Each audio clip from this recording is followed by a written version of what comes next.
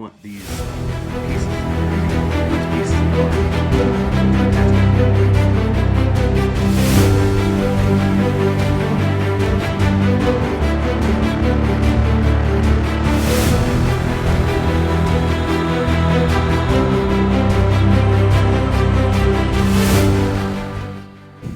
네, 안녕하세요.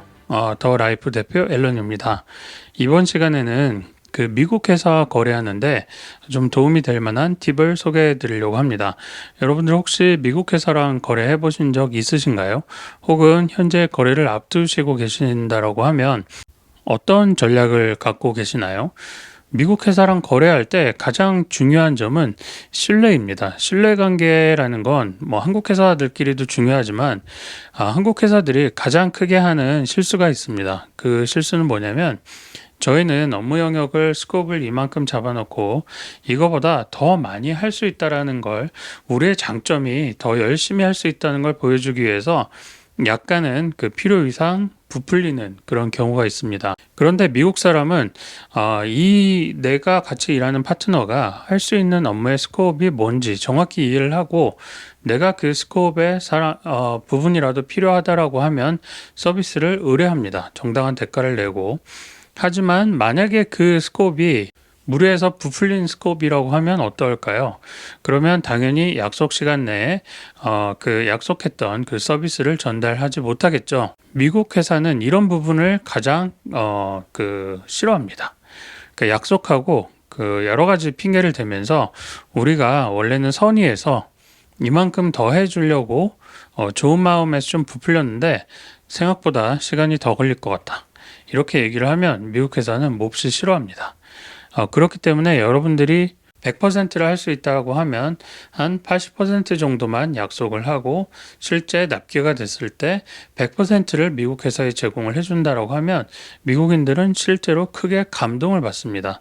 그래서 여러분들이 이렇게 그 미국 회사랑 비즈니스를 하셔야 됩니다. 그다음 두 번째는 미국 회사랑 이제 비즈니스 미팅을 할 때 항상 한국 사람들은 그 바로 비즈니스 미팅을 시작합니다. 근데 이렇게 하면 미국 사람들이 그다지 그 프렌들리하게 생각하지 않습니다. 저는 상당히 오랫동안 그 미국 회사랑 일을 해봤는데요. 여러 가지 그 경험을 통해서 깨달은 거는 미국 사람들은 처음 만나서 아무리 크리티컬한 일이 있더라도 약간의 그 유머 감각을 좋아합니다. 그러니까 스몰 토크부터 이야기를 시작하는 편이죠. 월요일이 되면은 주말에 어떻게 지냈냐부터 예를 들어서 넷플릭스에 새로 시작한 어떤 ABC TV쇼가 있는데 자기 너무 익사이티드하다, 너무 재밌게 봤다 라는 이야기부터 이런 스몰 토크를 시작합니다. 또는 만약에 뭐 공통의 관심사가 사이파이라든지 이런 그 주제가 있다라고 하면 뭐 과거 그 인사부터 시작할 때부터 스타트rek에 보면은 이렇게 벌칸들이 인사하는 게 있거든요.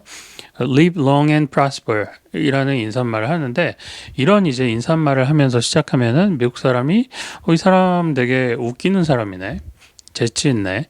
이렇게 하면서 약간 그 분위기를 깨면서 시작을 합니다. 이걸 이제 break the ice라고 표현을 하는데요. 서로 아무래도 낯선 관계에서 만났고 뭐 필요한 게 있으니까 서로 페이스 투 페이스 미팅은 했는데 바로 그 비즈니스 미팅에 들어가면은 아무래도 서로 긴장한 상태에서 편안한 그런 대화가 오고 가기 힘듭니다. 그런 상황에서 이렇게 브레이크 디 아이스 하고 서로 몇 번 웃고 하다 보면은 자기랑 이제 통하는 사람도 있고 그렇지 않은 사람도 있겠지만 대체로 분위기 자체는 이제 누그러지죠. 그 상태에서 비즈니스 조건이나 계약 조건들을 협의를 하기 시작하면은 이야기가 상당히 스무드하게 전개될 겁니다.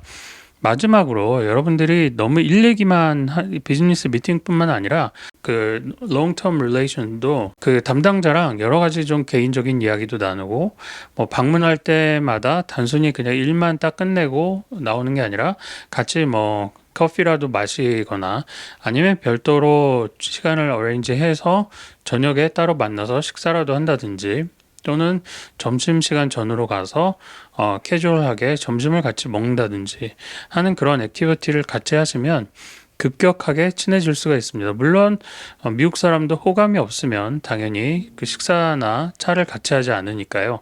그런 건 이제 눈치껏 대응을 하셔야 되겠지만 상대도 필요한 솔루션을 구매하고 나도 상대의 솔루션이 필요한 동등한 파트너 관계라고 하면 충분히 이런 그 식사 자리는 조율할 수 있을 걸로 생각합니다.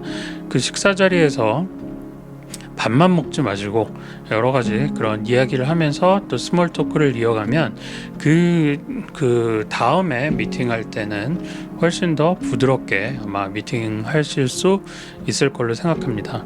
마지막으로 나는 그 영어도 잘 못하고 그다음 우리 회사가 영어를 하는 직원이 없는데 그러면은 비즈니스 미팅은 우리는 해외랑 할 수 없냐?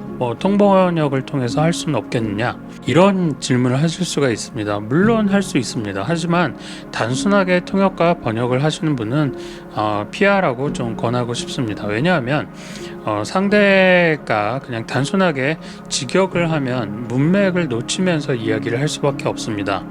근데 비즈니스는 상대방이 이야기하는 의중, 의도 이런 걸 파악해서 전달을 해야 되는데요. 이걸 이제 컨텍스트, 문맥이라고 표현을 하면 그 업무 내용을 모르는 사람은 그 문맥을 다 놓칠 수밖에 없습니다. 근데 여러분들이 업무 내용을 잘 이해하는 사람과 일을 한다라고 하면 그 문맥을 전달하기 때문에 단순히 그 번역을 하는 걸 이제 피할 수가 있겠죠. 그러면 통번역 하시는 분께 이걸 어떻게 해야 되느냐라고 생각하실 수 있는데 그 통번역 하시는 분께 최소한의 그 비즈니스 내용에 대한 교육을 좀 해드리고 그 다음에 우리의 프로덕트나 서비스가 어떤 건지에 대한 그 베이직 트레이닝은 여러분들이 해드리면서 통번역을 약간 프로젝트 베이스로 의뢰를 하시는 게 맞다고 생각합니다. 만약에 그렇게 통번역을 하실 분이 없다라고 생각하시면 더 라이프처럼 그런 미국 회사와 오랫동안 일을 해본 경험이 있는 그런 회사에 자문을 맡기시면 됩니다. 자문이라고 해도 비즈니스 내용을 이제 자문한다기보다 그런 어떤 비즈니스 니고시에이션 하는 단계에서 또는 커뮤니케이션 하는 단계에서 업체의 사업 내용을 잘 이해하고 그 다음에 그걸 영어로 번역이나 통역을 하는 게 아니라 영어로 커뮤니케이션을 하는 그런 역할을 해드리는 게 이제 자문 역할이라고 할 수 있을 것 같습니다. 네, 그래서 오늘은 이렇게 미국과 비즈니스를 하는데 필요한 팁에 대해서 한번 소개를 해드렸는데요. 여기에 대해서 좀 더 구체적인 이야기는 제 공식 블로그에도 포스팅을 올려놨으니 필요하신 분은 참고를 하시면 될 것 같습니다. 네, 그럼 또 다음 시간에 찾아뵙도록 하겠습니다. 감사합니다.